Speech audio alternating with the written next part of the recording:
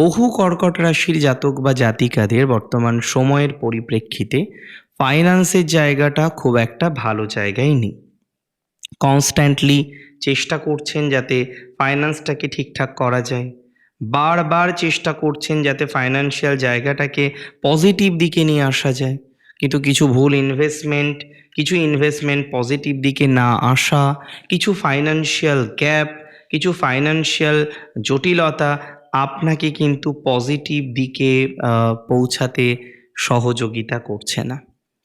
আমি খুব সহজভাবে একটা কথা বুঝি, যে সমস্ত কর্কটের ফাইন্যান্স একটা বড় বাধা, ফাইন্যান্স একটা বড় জ্বলন্ত সমস্যা, কোনো না কোনোভাবে সব ম্যানেজ হচ্ছে কিন্তু ফাইন্যান্সকে আপনি ম্যানেজ করতে পারছেন না। তারা একটা কথা খুব বেশি সিওরিটি নিয়ে শুনে রাখুন বা জেনে রাখুন, আপনার ফাইন্যান্সিয়াল ক্যাপাসিটি ইনক্রিজ করবে এই বছর, আপনার ফাইন্যান্সিয়াল ডেভেলপমেন্ট ইনক্রিজ করবে এই বছর। ফাইন্যান্সের দিক থেকে আপনার বিশেষ অনর্থ হবে বলে আমার একদমই মনে হয় না। উপরন্তু আমি মনে করি ফাইন্যান্সিয়াল একটা স্টেবিলিটি আপনি পেতে চলেছেন।